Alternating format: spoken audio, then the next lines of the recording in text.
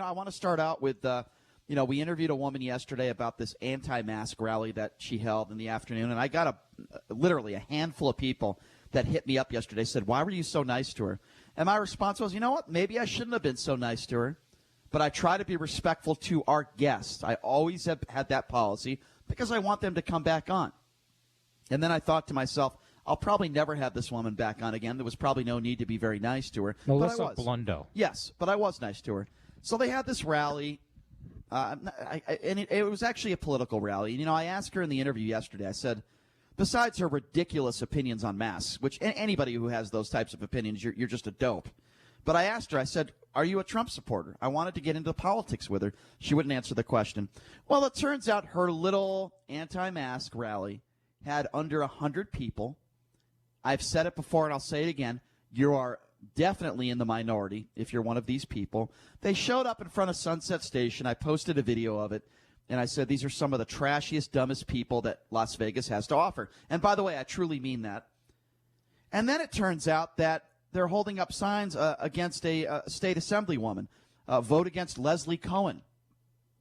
So this wasn't just a mask rally. It was a political rally, and I thought it was. Here's why these people are so stupid. And by the way, I'll include anybody in this that is one of those people that will not wear a mask, one of those people that thinks that the coronavirus is still a hoax.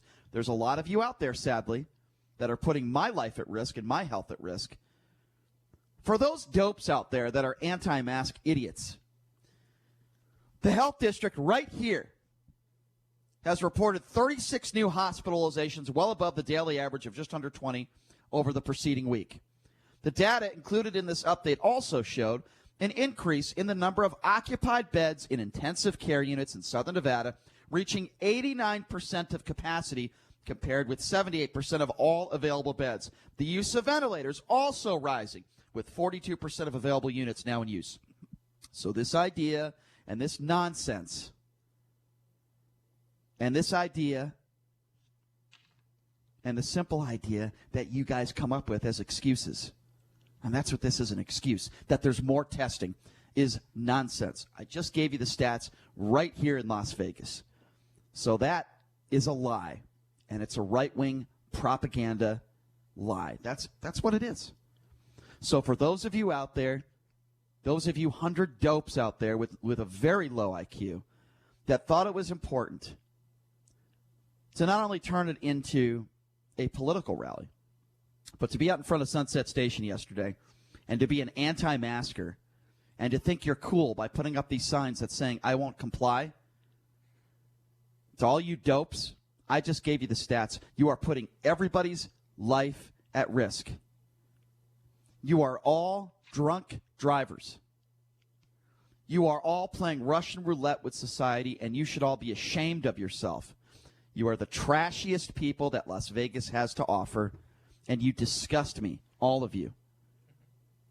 Funny how I didn't see any Joe Biden signs in that crowd. No, it was just vote against Leslie Cohen, a Democrat, vote against her. You turned it into a political rally, and I can almost guarantee you that if not all of them, 99 or 90% of them are voting for Donald Trump.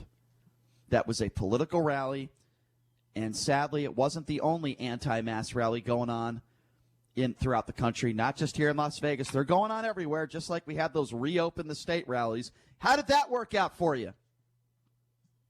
I'm telling you, some of the most ignorant people I've ever seen in my life. They really are. Just trashy people that have a low IQ. I really don't know what else to say. You can't fix stupid. I can't breathe. Yeah, I exactly. can't breathe. Exactly. I'll tell you what I can't do. I can't stand dumb people. I can't. Even worse, dumb people that can affect our health. Dumb people that can actually affect my health and my life. If you want to be stupid and you want to hurt yourself, go right ahead and do it. I don't care. But don't affect other people's lives. And when you don't wear a mask, that's exactly what you are doing. And then there are people out there that agree with Donald Trump when he says the coronavirus, as far as that goes, we're in a good place. That's what the president said the other day. We're in a good place. The staunch Trump supporters say that Trump has done a wonderful job in dealing with this coronavirus. Wonderful job. A-plus job. Oh, he's doing it. What great leadership, even though we have more than a fourth of all the cases in the world right here in the United States, the richest country in the world. Boy, that makes a lot of sense. And then you have the press secretary doing press conferences saying, "Oh no, the world is looking at us as a leader." Yeah, leader of the coronavirus. That's what it is. Listen to CNN's Caitlin Collins reporting that Trump has not been to a coronavirus task force meeting since April. Have a listen to this. The president has not attended a task force meeting since the month of April. And so the question is, I asked Kayleigh McEnany today, why isn't he actually going to these meetings if he wants to have input on this guidance that CDC is putting out and they want to talk about it before CDC puts it out? And she just said that the president is briefed on what goes on at those meetings. Hasn't been to one of those meetings since April. What is he doing? I just don't get it. Well, I could play devil's advocate here, since JD is still on vacation. Go ahead. Please do. Does the president need to be in all those meetings? I mean, he put some of the best and brightest in charge, and they're handling the coronavirus. And as Caitlin said, he's getting briefed. So what's the problem? Why does he have to physically be at the meetings? Why is that an issue? Well, I think it's important to be at some of the meetings. Once in a while, make an appearance and be in the room. It's not like the president, he's tweeting 80 times a day. He certainly has the time to be there. I mean, maybe some people, trust putting everything in the hands of Jerk Circle Pence. I mean, maybe. I don't know. But I think it's important that he's there from time to time, make an appearance, Just be there. Do a check-in? Yeah, I don't think that would be a horrible thing to do in the White House, is to check in once in a while. I just don't understand it. It's kind of like, your parents live down the street, and then you complain. You get a lot of complaints. How come you don't see your parents once in a while? No, go in there and check in once in a while. What else are you doing? But it gets worse. It gets worse for those of you out there that think Donald Trump is doing a wonderful job. Dr. Birx yesterday admitted that the Trump administration has no idea what the child virus transmission infection rate is. This comes at the same time where Donald Trump is saying we need to open up our schools. Lindsey Graham making an appearance on TV yesterday. Double two-faced Lindsey did the exact same thing. Listen to what Dr. Birx says about the Trump administration here. Have a listen to this. Those are all good questions, and I think it really comes to the evidence base of what do we have as far as testing in children. So if you look across all of the tests that we've done, and when we have the age, the portion that has been the lowest tested portion is the under 10-year-olds. So we're putting into place other ways to get testing results from them and looking at antibody in that discarded samples and try to really figure this out. Yeah, because they haven't figured it out yet. So let me just pose this question. I'm just going to throw this one out there. If you don't know what the child virus transmission infection rate is, and clearly they don't, nobody in the administration does, then how can you make the argument that all these kids need to go back to school? Does that make any sense to anybody? I mean, really, I'm trying to be logical here. Does that make any sense? Again, all I ask of you, for the listeners, is have an open mind. Forget that you're a Republican or a Democrat. Forget the fact that you might be a Donald Trump staunch supporter, and just try to be non-biased for a few moments, if you may. Think about this for a second, because that's what I try to do on this show. I don't expect I'm going to change any minds here. I'm not trying to change any minds here. I'm just giving you my perspective. You can agree, you can disagree. But all I ask is you have an open mind, close your eyes for a second, forget the fact that you might be a Republican, and hear me out on this one, because I think this is very important.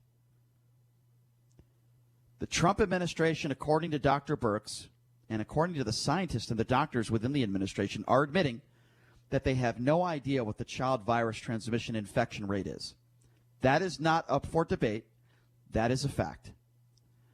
With that information, does it make any sense for the right and for the Trump administration and Donald Trump himself to be making public comments, pushing for schools to reopen? It's a yes or no question. And I think it's a very fair question to ask. Does that make any sense to you? These are kids we're talking about here. And while I understand that when you look at the death rates, overall picture, kids are not dying from this virus.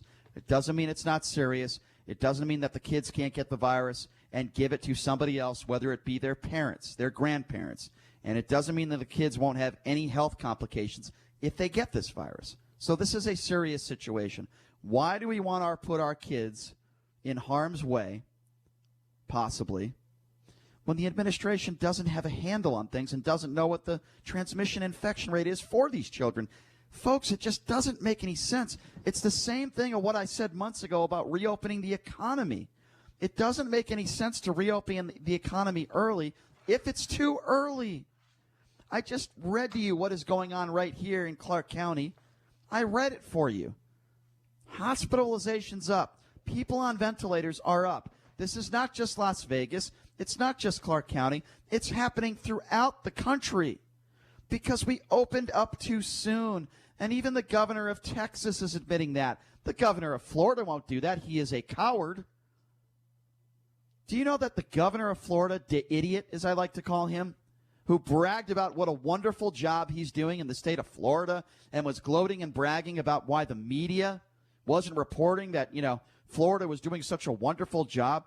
Do you know he's at a point now where he won't even release new hospitalizations to the media because he knows he effed up big time and he's a moron? Do you remember the beaches that opened up too soon? All the businesses that opened up too soon? And while all this is going on, the idiot, as I like to call him, will not put in a mandate for even wearing masks. He won't even do that. When everything and all proof leads to the point that infection rates are up in Florida, hospitalization rates are up in Florida, there's more people that are on ventilators in Florida, but DeSantis won't even put in a mandate to wear masks. Now, why is that? Why is that? There are some Republican governors that are very stubborn. Why is that?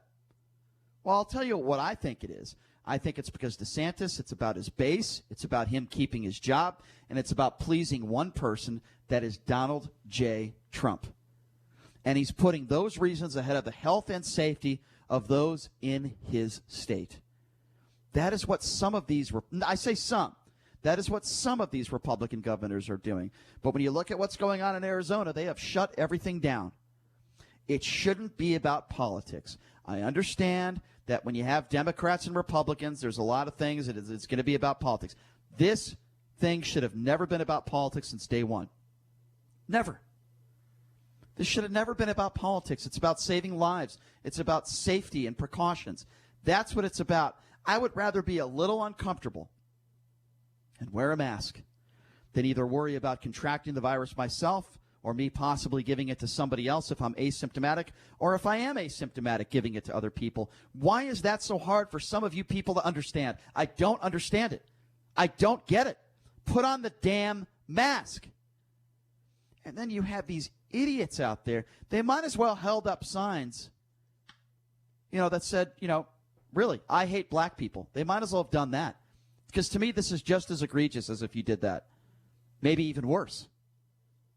It just doesn't make any sense to me. These people have nothing better to do than to wear their Trump hats, hold up signs that say, I will not comply. How about get a job? It just doesn't make any sense to me. It doesn't make any sense to me why there are still people out there that feel this way. And like I said, I guess you can't fix stupid. But, when you look at the commander-in-chief, he has been against wearing a mask since day one.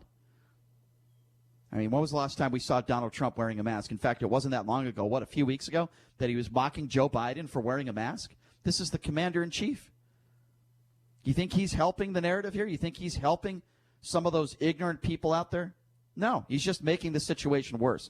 Oh, yeah, and by the way, speaking of making the situation worse, do you remember when we talked about that Tulsa rally? And by the way, Tulsa, yeah, they had a big uptick in coronavirus cases. Boy, what a shocker. Remember when I told you thousands and thousands of people packed inside in an indoor arena was dangerous? And it wasn't just me. It was doctors and scientists and even political figures in Tulsa that were saying it was bad, that it was wrong. Well, now the Tulsa Health Department director, Dr. Bruce Dart, that's a great name, by the way, Bruce Dart, Mr. Dart. Dr. Bruce Dart says that the Trump rally likely contributed to the spike in cases. Folks, this isn't a shocker. Have a listen to what he had to say. Well, I said we've had question was about, are we starting to see things connected to the Trump rally or the other protests? And so, as I said, past 2 days we've had almost 500 cases. So, and we knew we had several large events over a little over 2 weeks ago, which is about right. So I guess we just connect the dots. Yeah, there you go. What is he saying? Connect the dots. He's saying, yes, the Trump rally in Tulsa certainly was a part of the reason why we have this uptick. And you say, Brian, why are you only attacking Republicans? Brian, why are you only attacking Donald Trump? Okay, fair enough. I've said this before as well, and I'll say this again. The Black Lives Matter protests throughout the country didn't help the situation either. Neither did people that were defying orders and went into churches and synagogues and wherever, mosques. I don't care what religion you are. That didn't help the situation either. The Black Lives Matter protests didn't help the situation either. These Donald Trump rallies didn't help the situation. All of the above. I am not just attacking one side of the aisle. If you are one of those people that went to a Trump rally, if you are one of those people that went to church and did not practice social distancing, if you're one of those people that have been a part of the Black Lives Matter protest, you were not wearing a mask, you were not practicing social distancing, you are all at fault here. You have put our lives at risk because of your stupidity and your selfishness. Even if you're one of those people that had good intentions, you went to a rally because you care about the Black Lives Matter movement and you really want, equality. That's great. And you were a peaceful protester. But we throw all your good intentions out the window because of your stupidity, because you did not practice social distancing. Throw it all out the window as far as I'm concerned. It is why we are in the situation we are in now in this country. It is why we are speculating that the economy might shut down again. It is your fault. You are to blame for this. Donald Trump is to blame for this. And anybody else out there that has been downplaying this virus, and this stupid governors of certain states that are saying we are not practicing social distancing, it is your choice. You all have blood on your hands. And then for the people out there that are saying that the death rate is so down, that's another right-wing talking point. This virus takes weeks, sometimes even months, to get to a point where your life is in jeopardy. It could take that long. And listen, I take no joy in reporting that. I don't want people to die from this virus. I say it all the time on this show. I don't care what your political beliefs are, even if you're one of those dopes that was in front of Sunset Station yesterday in an anti-mask rally. I don't want those people to get the virus because I care about everybody. I don't want that to happen. I really don't.